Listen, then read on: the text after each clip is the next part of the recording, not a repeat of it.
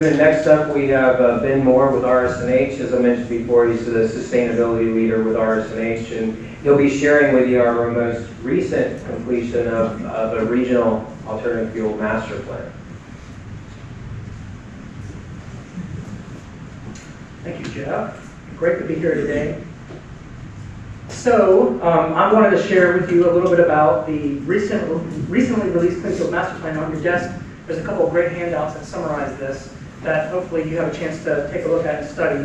But I'm going to give you a little overview of it. So, why do we do this? We did a master plan in 2014, an alternative fuels master plan, and we think it was quite effective, and this led to that stat that Jeff mentioned earlier, that this region on a per capita basis uses more alternative fuels than any other location in the United States. And we'd like to think that our 2014 master plan had something to do with that, and it helped create the environment in North Florida where it's acceptable to look outside of the gasoline or diesel fuels that we were so used to using. We wanted to update this plan though because we're 10 years later, want to understand what the current baseline conditions are now, and start to think about ways that we could really make a connection between what we're doing in fleets and how they're operating. So this is a very focused plan on the economics and the benefits of converting to clean fuels. There's also a lot of federal support out there now, a lot of money floating out there for decarbonization, for using alternative fuels. And we wanted to get into a position where Jacksonville's ready to leverage that and get its fair share of that funding that's out there. Dr. Josie just did a good job of describing some of the environmental justice aspects of this, the disparate impacts of different communities in Jacksonville. We wanted to be able to have an impact there as well.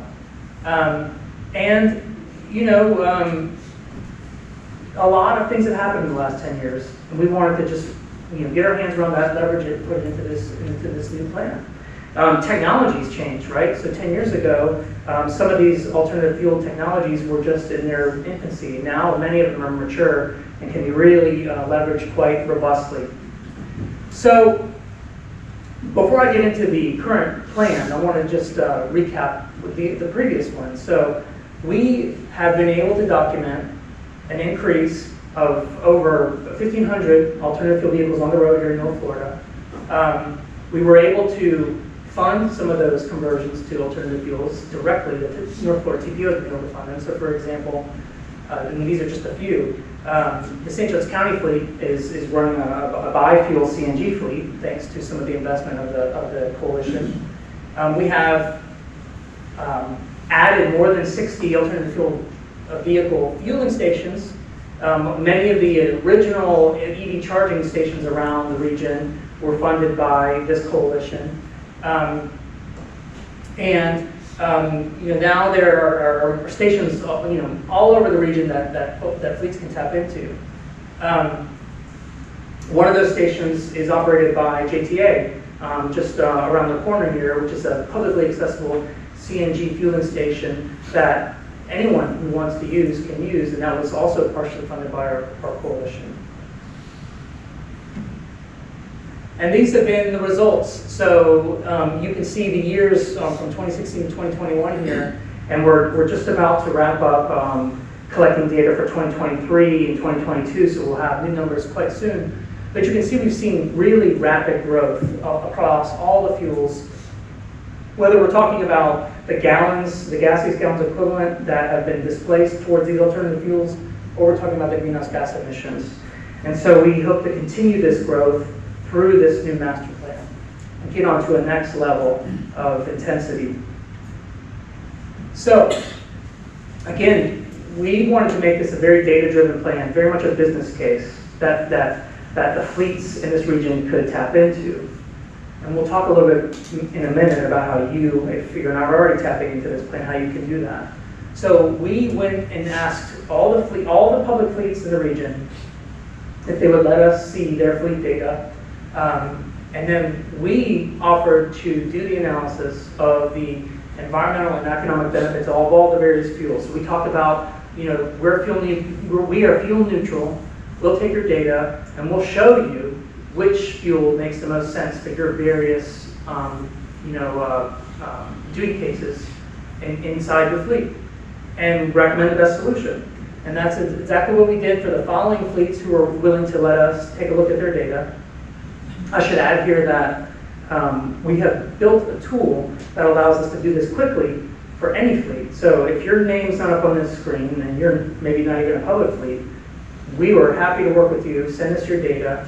We'll apply our tool, and we will look at all the various fuels and give you some advice about what might make sense economically, so that you can make the decision. And we would love to work with you at the beginning all the way to the end if we can to help you make that decision.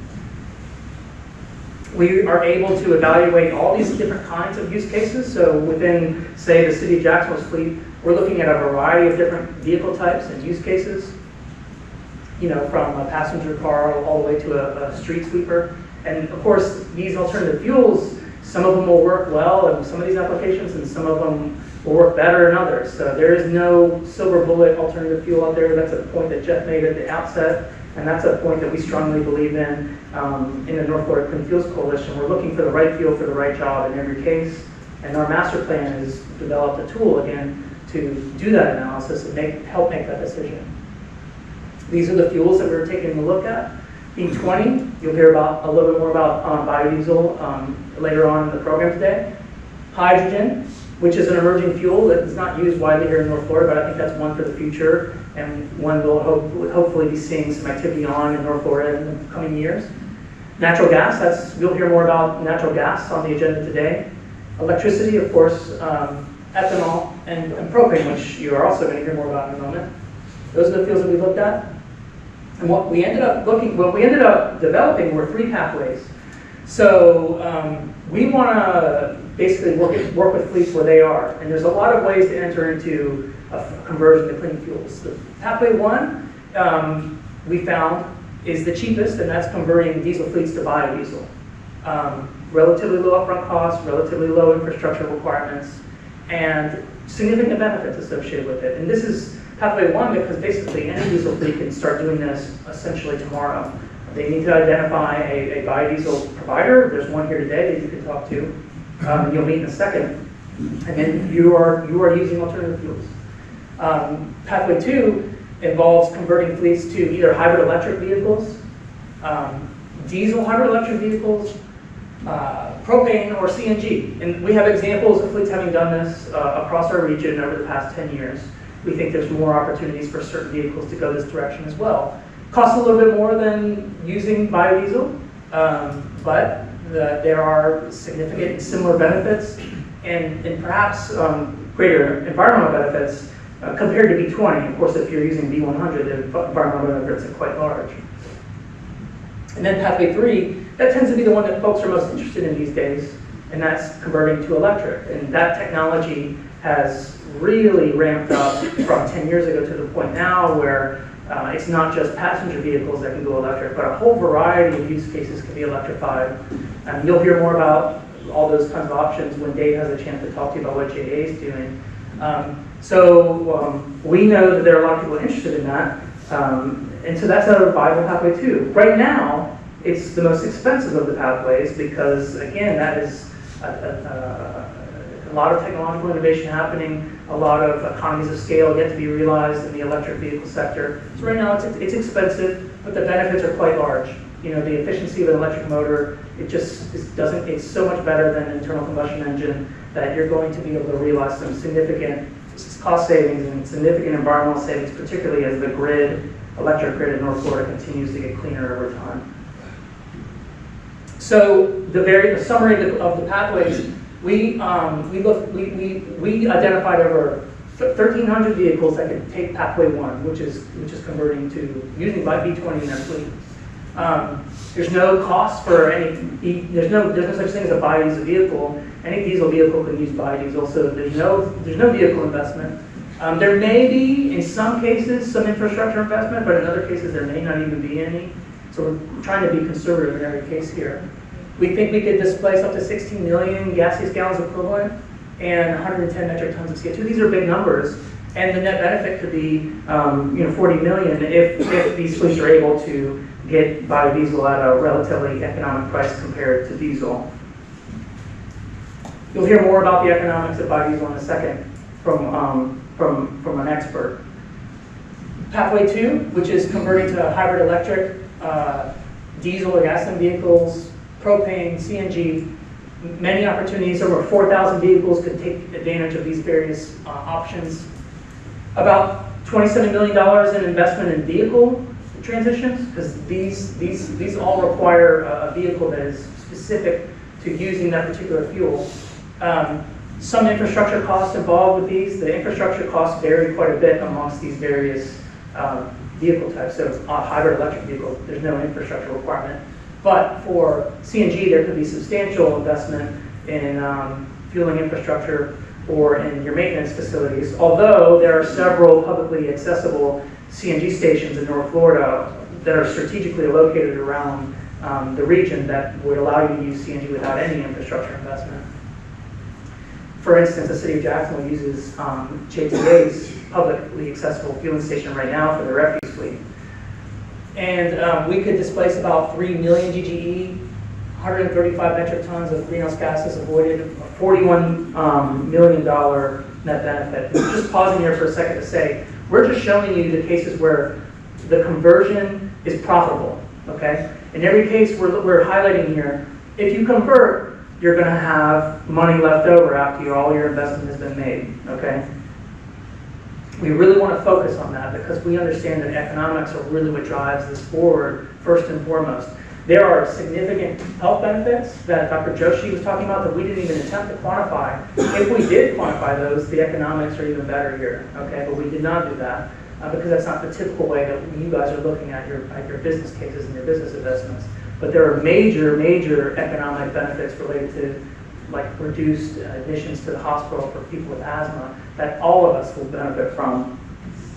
And then finally, the electrified pathway.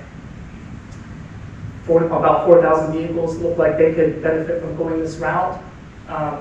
Significant investment in the vehicles, as I mentioned, electric vehicles right now today there's a cost premium. That cost premium is going to go down over time. But there'll be a cost premium during the planning horizon of our plan, we think.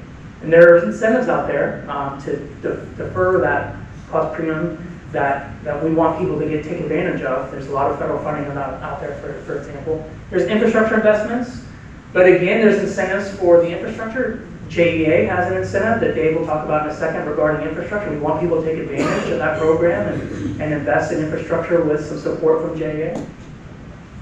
A lot of fuel could be displaced with electric vehicles, up to 55 million GGE, almost 450 metric tons of carbon dioxide, $150 million net benefit. And remember, this is just from looking at the fleets that we got data from, okay? Send us your data, and we'll take an analysis, we'll take a look at this, and we'll expand these numbers, and we'll work with you to find these funding sources and make these projects happen. Just like we did back under the previous plan, and we're able to, we invested between $5 and $6 million in clean fuels projects under that last master plan. We would like to do the same thing again this time, and now we've got a really strong business case for knowing where to do it.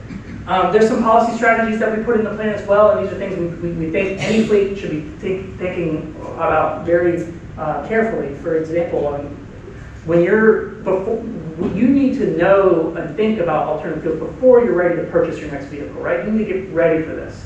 And it may make sense for you to start looking at your fleet and doing some sort of life cycle assessment of what you're going to do when you're ready to replace. Now, our plan can help provide that life cycle assessment, so please send us your data, we'll help you with that. There still are infrastructure gaps around the region. We would like to have more publicly accessible fueling stations for all the fuels. But when you are building infrastructure for your own operations, think about the infrastructure you might want. So for electric, for example, if you're building a new facility and you think about the conduit you need and you think about the extra electrical capacity in your panel and you talk to JA about what you want to do and they can make sure you have the power you're going to need, that's going to save you a whole lot of money. Retrofitting that stuff is messy and inexpensive. We also think you need to really think about how you're going to use your chargers and and plan ahead about how they're going to be interoperable and future-proof, because there's tons of innovation going on in that space. And the next few years are going to see a lot of innovation in electric vehicle charging. Luckily, Miller Electric has a whole test facility here in downtown that you can connect with and start to get ahead of that whole issue of technological innovation. So that's a great resource for North Florida. And then, you know, we're here at FSCJ. There's going to be a whole host of need for training your folks to be able to operate these vehicles, and FSCJ is a resource for you to make sure that you have trained folks to operate your fleet. So next steps. This is, we call it a plan, but this is really more than a plan. It's a tool, and we welcome you to take advantage of this tool. If you want your fleet data to get analyzed and be part of this, we will accept it and we'll do it for you, and we will be there every step of the way if you'd like us to be. So we continue to collect fleet data. If you would like to send it to us, please do. And what we want to do is take that fleet data, build a business case for fundable projects. That's it. Any questions? Thank you, Ben. Thanks. Really enjoyed the presentation, follow-up from the last board meeting. My question is, would it be possible to get more insight, maybe offline, of the net benefit calculations? Absolutely. Okay.